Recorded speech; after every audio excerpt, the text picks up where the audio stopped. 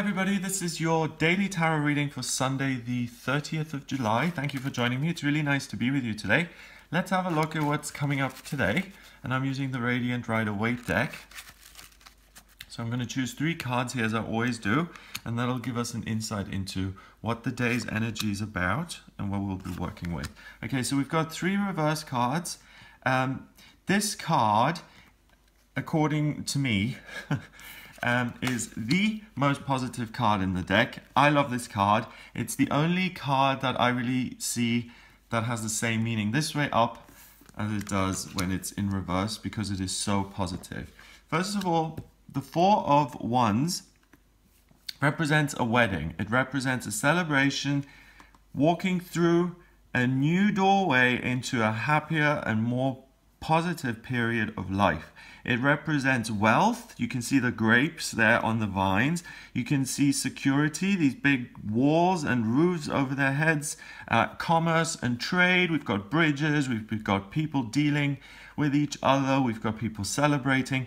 It's plenty, it's joy, it's abundance, it's everything that you need in life to really live a wonderful, fabulous life. Okay, so we've got that energy here in reverse. So the sense I'm getting here is that this is possible today, but somehow it's hidden. And we've got the Queen of Cups in reverse. The Queen of Cups is the archetypal mother. She is the most loving, nurturing woman, the most nurturing queen ever. She gives her love to the cup, and because she nurtures it and helps it to grow, it becomes this beautiful, amazing trophy, this piece of art. And she did that because of her loving energy. She's in reverse, so there may be a sense of there's no nurture here. I don't feel taken care of. I don't feel loved. I don't feel like my needs are being met. I don't feel the love. Finally, we've got the Knight of Cups. And the Knight of Cups is someone who's learning to manage his feelings. Court cards go from Page to Knight to King and Queen. And it's ordered in according to experience. So a Page is a young man who knows virtually nothing. A Knight is a bit more grown up. He's extreme. He's dealing with emotions, but he's not quite got a grasp of them yet. And the King, once the Knight graduates, is able to overcome emotional difficulties and is able to manage them. The Knight isn't able to manage his feelings. He's all over the place. He's either Romeo, and he's constantly throwing stones at the window and sending flowers and sending 8 texts an hour and constantly saying, I love you so much, let's run away together, we need to spend our lives together, it's all so wonderful. And then on the other hand, he'll be sulky, and he will withdraw and retreat if he doesn't get what he wants. So he's childlike and immature. That's in reverse.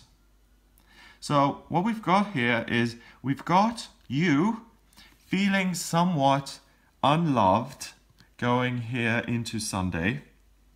But we've also got, because the Knight is in reverse, we've got your emotional stability. That's there. You've already learned certain things about yourself, which will help you to feel the love, to feel nurtured and taken care of. And whether that is by connecting with the universe, because regardless of the Queen of Cups, you know, it doesn't matter if she exists or not, if she's upright or if she's in reverse. Because the Queen of Cups is a human power, a human loving power.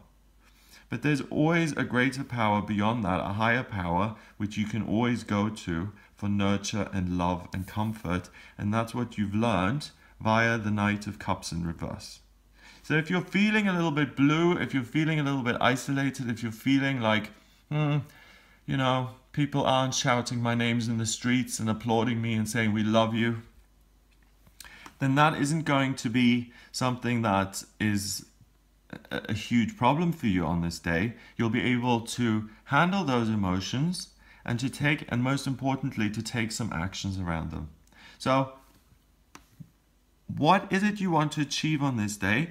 What you want to achieve is probably to feel a sense of connection, to feel that connection with another human being, with a higher power, but to connect with something. You know, we as human beings, we need to connect to something to function in a way.